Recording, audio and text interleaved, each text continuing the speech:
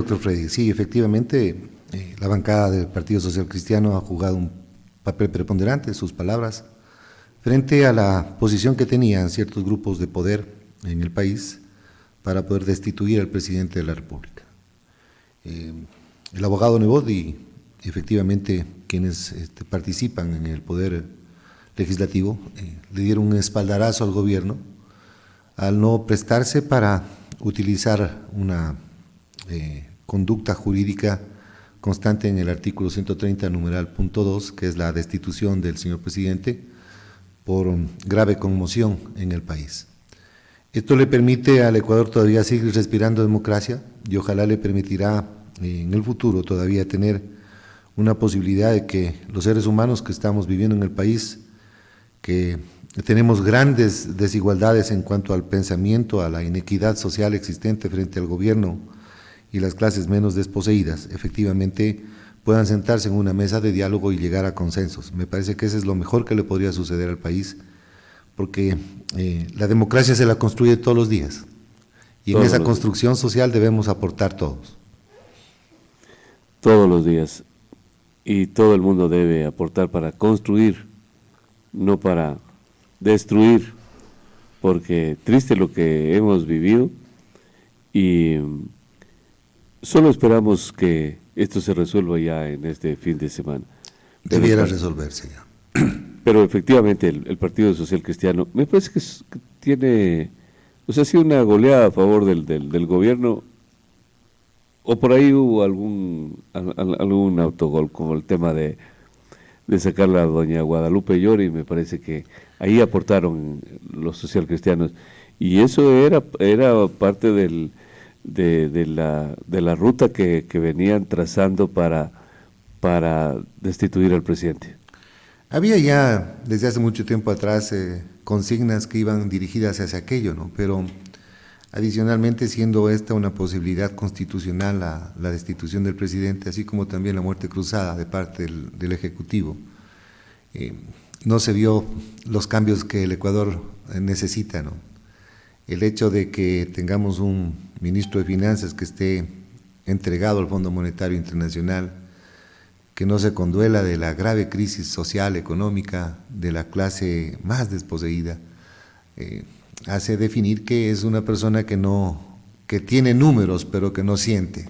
Exactamente. Ese es el grave problema del país. Exactamente. O sea, el problema es un problema social tan bonito, ¿no?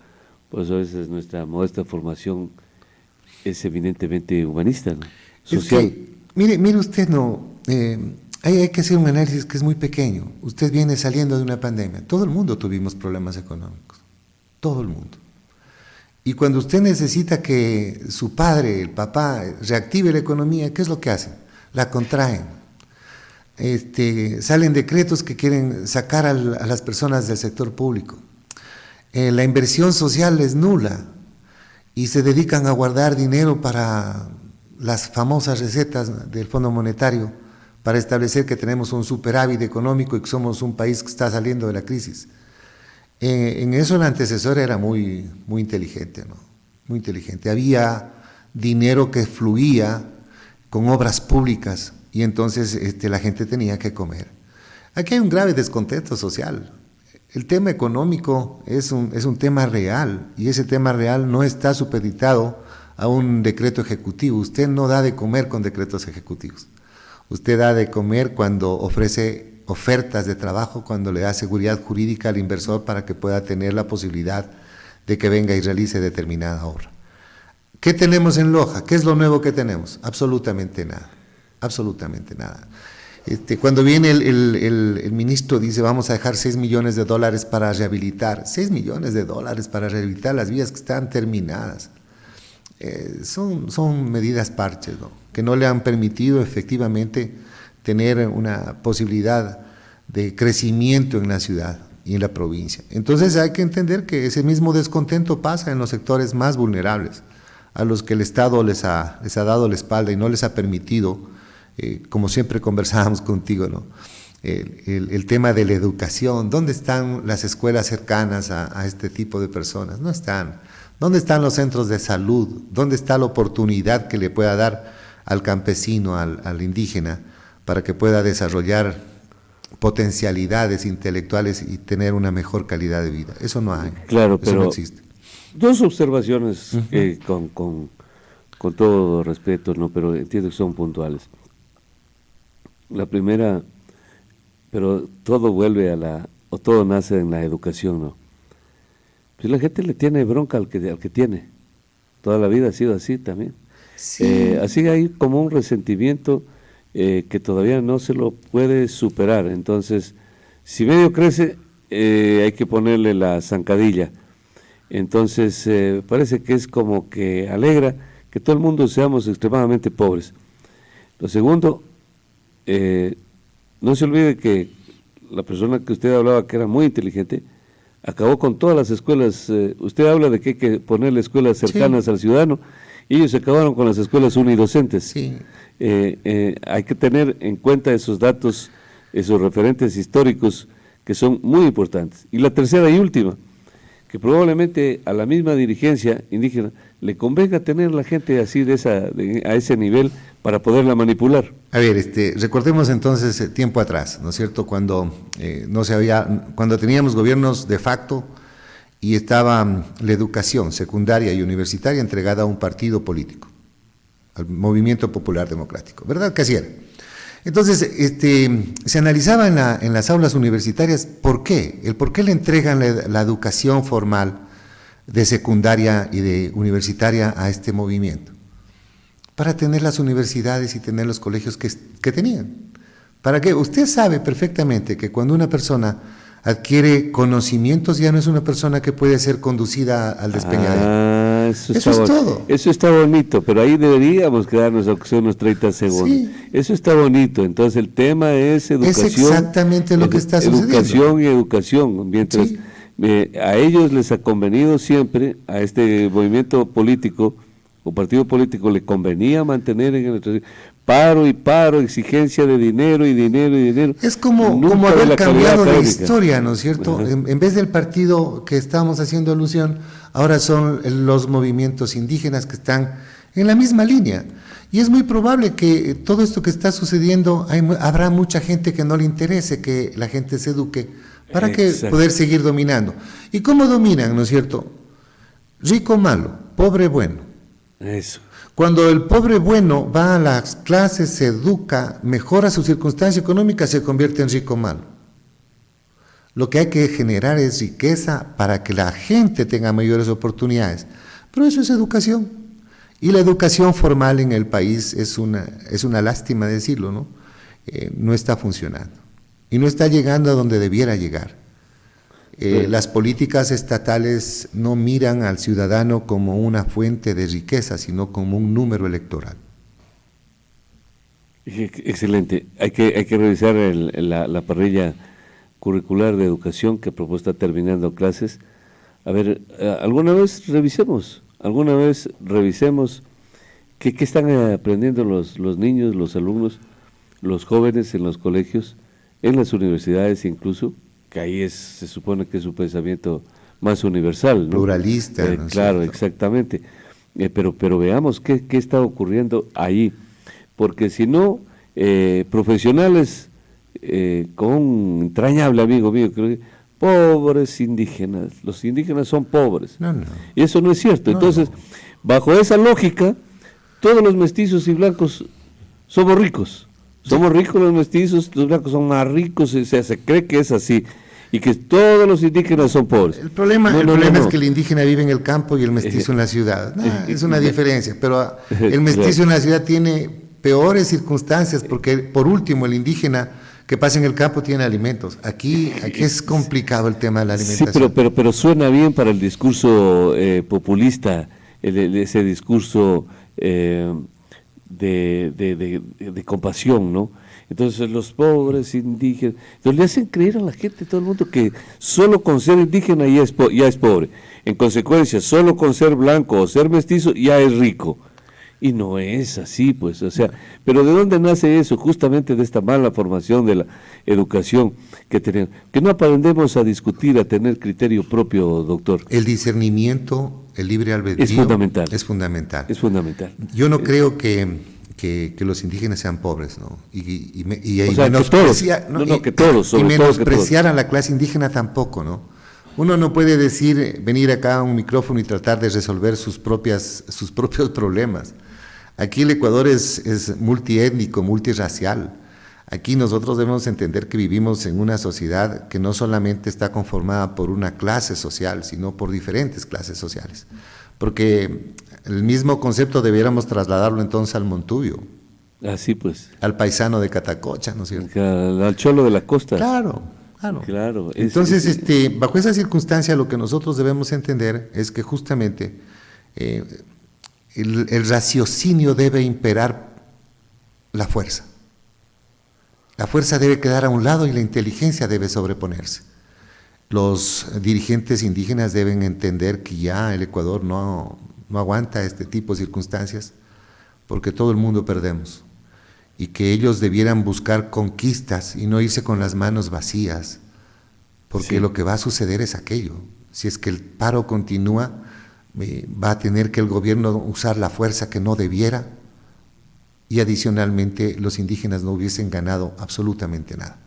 Aquí, en mi concepto, los dirigentes de la CONAIE debieran tener ya una salida decorosa a una lucha social justa. Doctor, todo esto se refleja ya en la vida política. Tampoco es que ellos son así, que muy manipulables. En nuestros medios, nuestra ciudad, incluso, que se jacta de ser una de las ciudades más cultas. Ahora sí me dio gusto, porque estuvimos casi al margen de todo esto. Estuve muy... Pero mire usted los araguros, ¿no? Vienen y le vuelven a decir al mundo, nosotros somos una raza pura. Purísima. Y adicionalmente vienen y le recogen la basura, o sea, son gente que tiene otro tipo de conceptos, ¿no?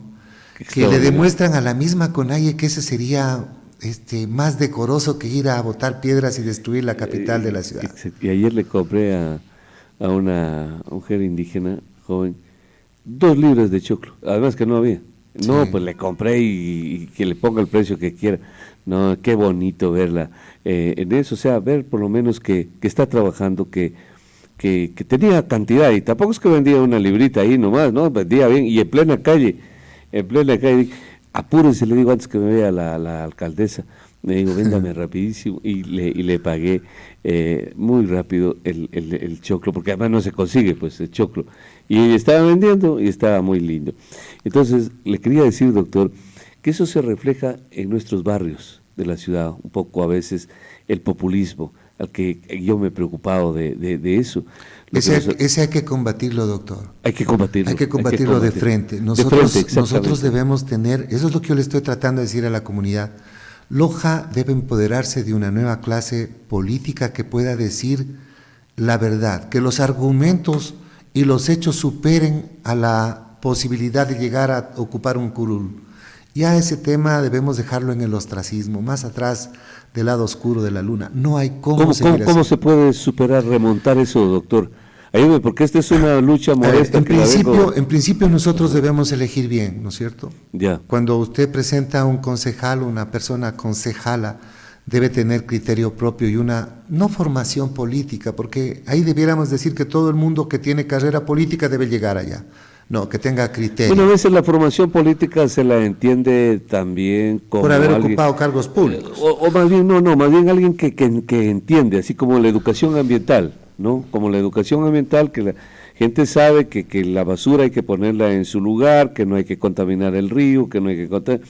Entonces es una persona que se ha autoeducado en política, en medio ambiente, bueno, y en tantas cosas del saber humano, ¿no?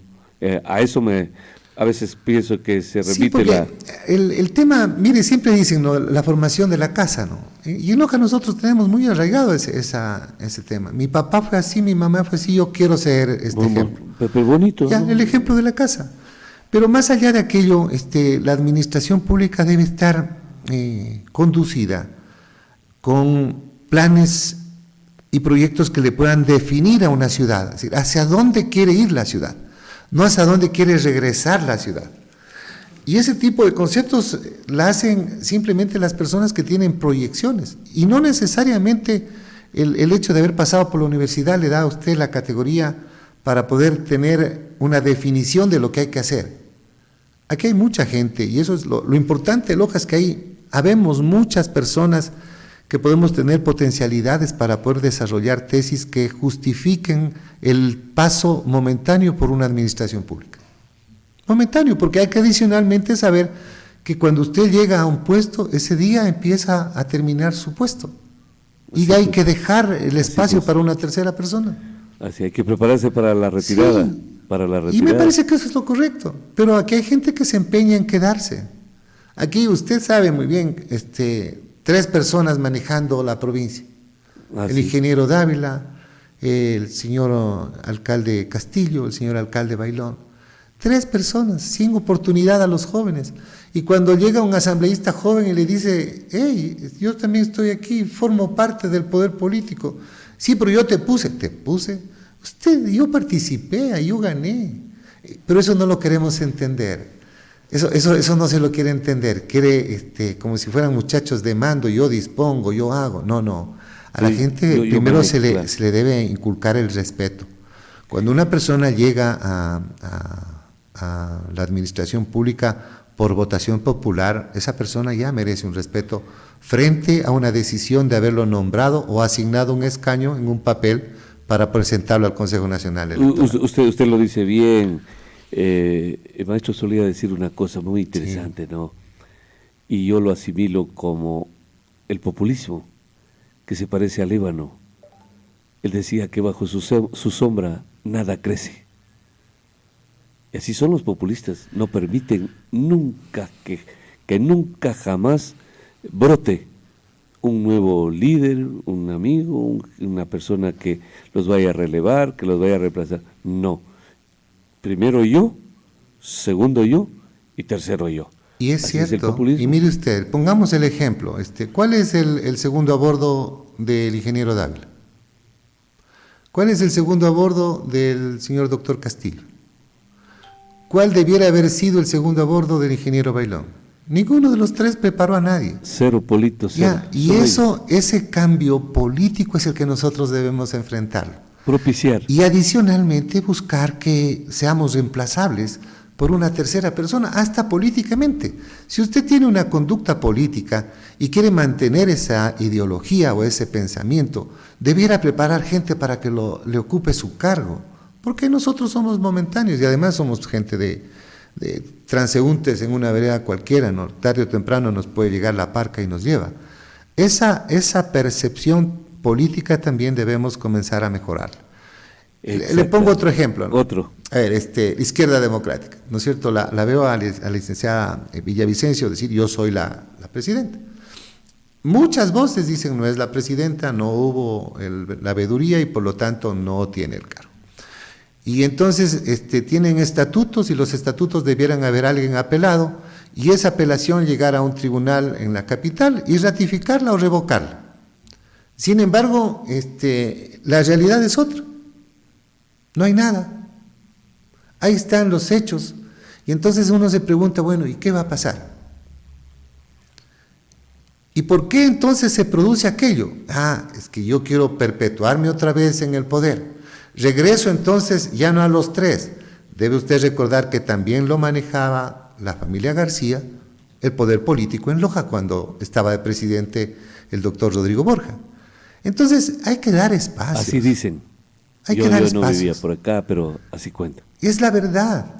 Y esas verdades que se van cambiando tienen que ir siendo demostrables de que nosotros tenemos el pensamiento para poder desarrollar nuevas políticas que le permitan a la gente la sucesión. Pero, y el Partido Social Cristiano entiendo que ha entendido eso a nivel nacional. A nivel nacional, sí. Mire usted que al Partido Social Cristiano se lo criticaba siempre que gobernaban desde Guayaquil. Y hoy por hoy, cuando converso yo con el señor presidente del Desde partido... San Borondón. Sí. Esa era la realidad, Freddy, No, es que ayer me dijeron que parezco de San Borondón y me decía Virgilio Hernández que yo parezco que soy igual que los que viven en San Borondón. Y un amigo después me dice, yo soy a veces menso, ¿no? Claro, pues era que le digas que eres vecino de Pierina Correa y de todos los de Correa que ahí viven en San Borondón. Sí, todos los socialistas viven en ese lado y viajan a Miami, ¿no? Exactamente, pero bueno, yo no peleo, soy lento, entonces se me fue.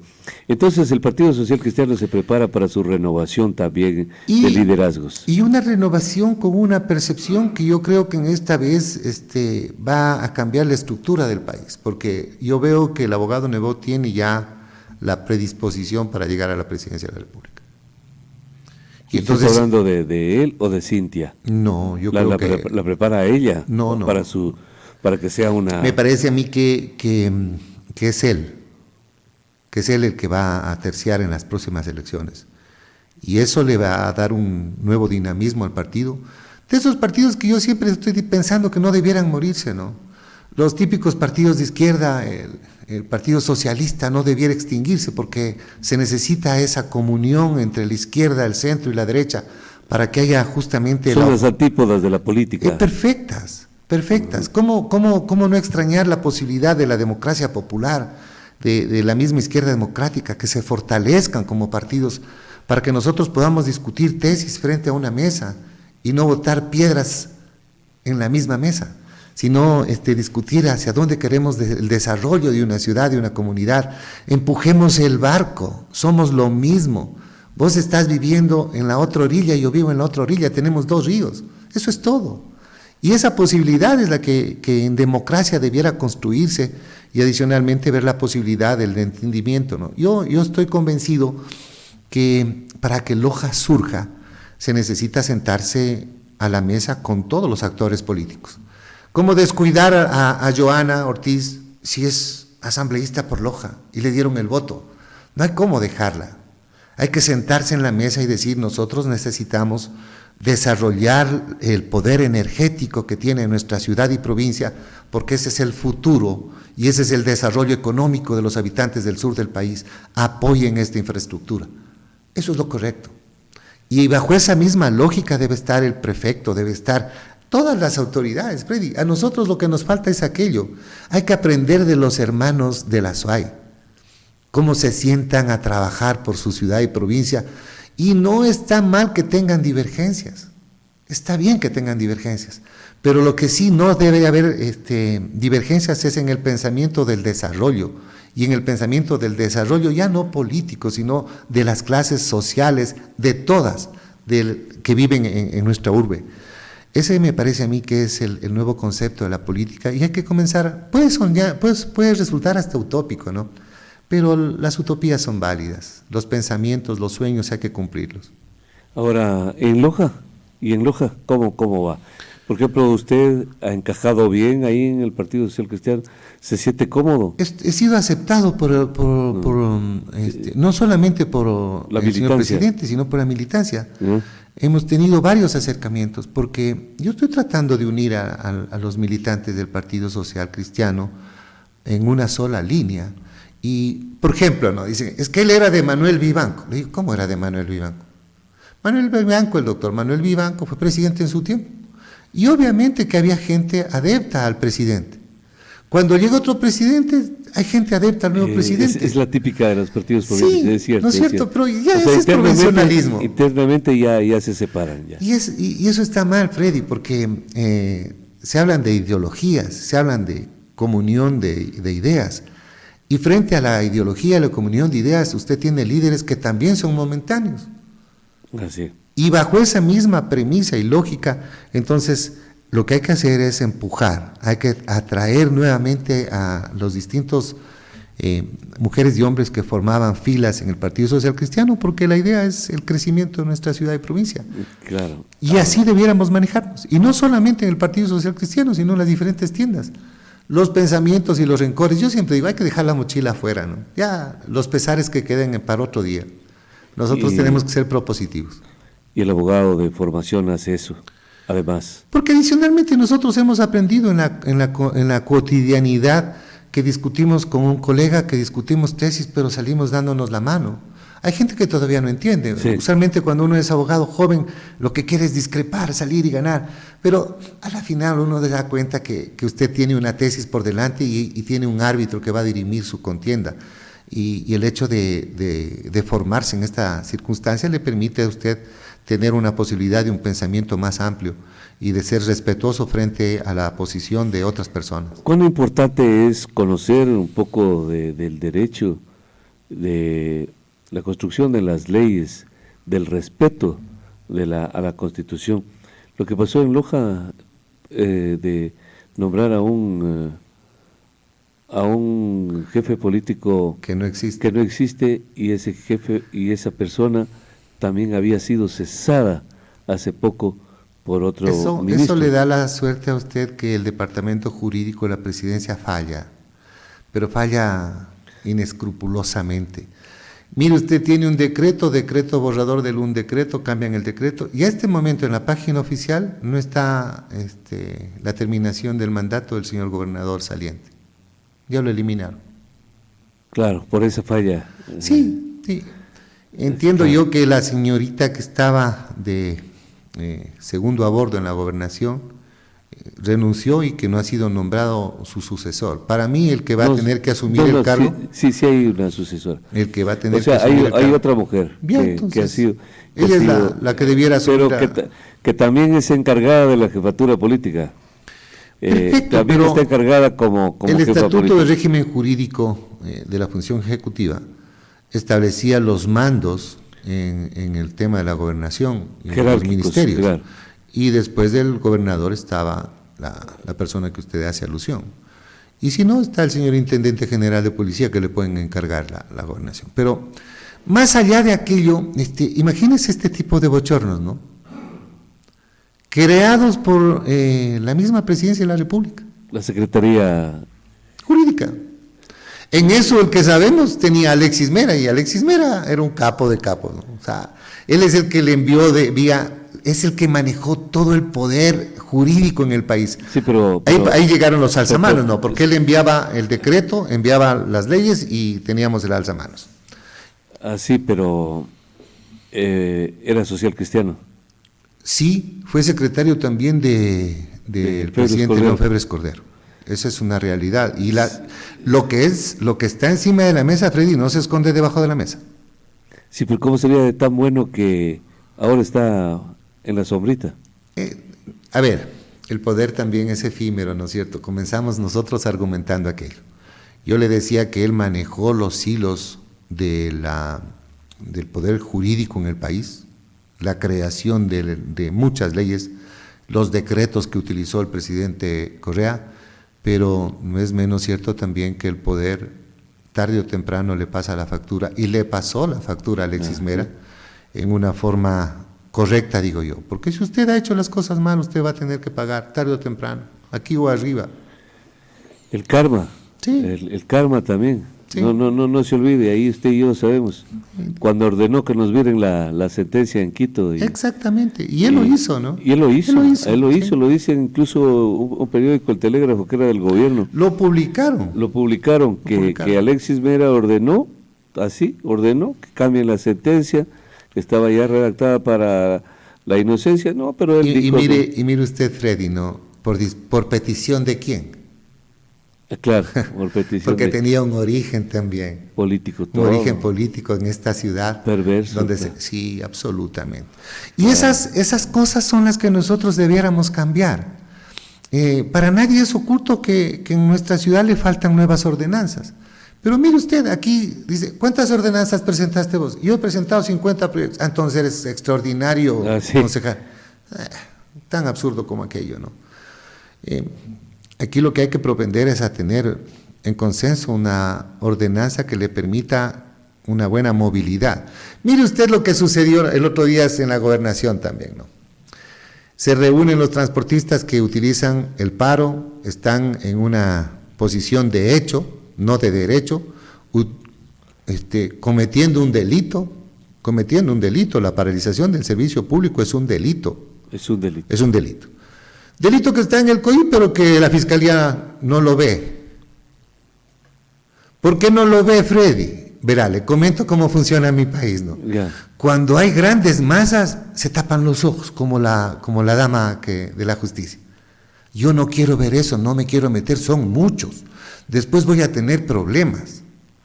Es decir, que cuando usted vaya a cometer un delito en masa, la justicia es ciega. Cuando usted comete un delito unipersonal, ahí sí, porque ahí sí puedo yo poner el poder del Estado. O sea, fuertes con los débiles, claro, pero muy débiles con los fuertes. Ese tema usted lo viene diciendo toda la vida, pero es cierto. Entonces, ¿qué es lo que hacen? Van a la gobernación, y me parece que ese fue un problema que no lo entendió el señor gobernador, y regresamos otra vez al tema jurídico. ¿Qué firmaron? Querían los transportistas que se derogue una disposición cuando se asumió el tránsito y transporte terrestre en la alcaldía de Loja. Sí, que la ANT termine esa resolución.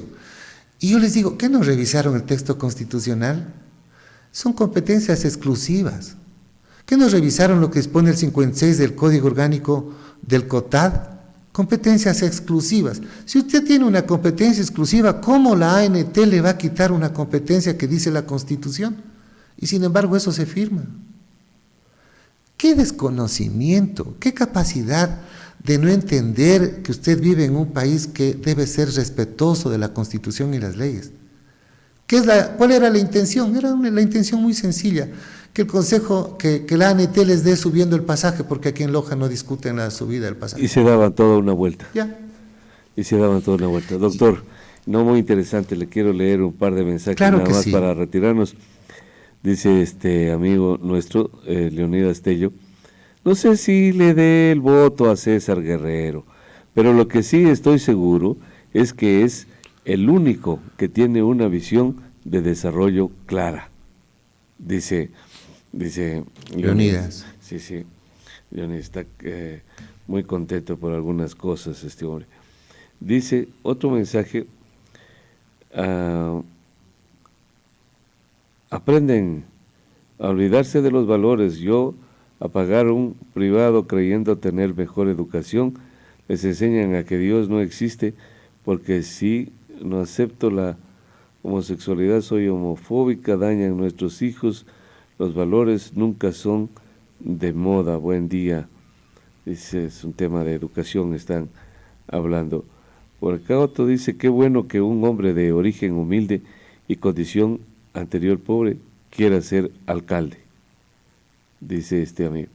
Uno más, hay muchos, pero el tiempo no nos alcanza. Las bases de Creo piden urgente la renovación de su directiva provincial, ya que sus directivos están en funciones prorrogadas. Dice, están en funciones prorrogadas. A ver, entraron ahí tantos que se me escapó la lectura, sean serios son. A ver, por aquí está. Están en funciones prorrogadas y no cuentan con ningún respaldo, dice este mensaje. Doctor, llegan más mensajes, lamento, pero ojalá que haya un cambio. Sé que me alegra muchísimo estas elecciones, porque veo más opciones, mejores opciones, más alternativas que en otros años. Nunca había experimentado eso. Por eso es que la gente terminaba votando por lo menos malo, o porque se cansaban y se relevaban. Entonces así era, así pasaron en Loja 30 años. Yo creo que este es el momento del cambio regeneracional. O sea, viene una nueva generación de políticos, mujeres y hombres. Y es tan cierto lo que yo le estoy diciendo, que usted va a tener obviamente un nuevo alcalde, un nuevo prefecto, y se van a preparar los que entren a las candidaturas que no lleguen, se van a preparar para la asamblea. Es decir, este es el momento del cambio. O sea, hay un equipo ya de gente. Sí, absolutamente. Y de todos los sectores. Y eso es lo importante, como usted dice, ¿no? Pero hay muchos candidatos a alcalde. Está bien que hayan candidatos a alcalde. Estas son las elecciones en el Ecuador, no estamos en los Estados Unidos, donde usted tiene dos tendencias y que ahí se manejan las cosas diferentes. Aquí le da la democracia la posibilidad de que cada quien haga un nuevo partidito y entonces comienzan los cacicazgos ahora de los movimientos, ¿no? Sí, ya no son de los partidos, sino los movimientos. Ahora yo soy el dueño de este movimiento. Como soy el dueño de este movimiento, yo me lanzo alcalde. Y como no me dan para la alcaldía, entonces me tienen que dar para la concejalía. Ya, exactamente. Ya, y como no gano en la concejalía y ganó mi candidato alcalde, yo soy el director administrativo del municipio y me acomodo yo y el resto a la camisa. Pero esa es la verdad política en la que usted vive y usted debe aprender a nadar en las aguas turbulentas. Doctor, gracias.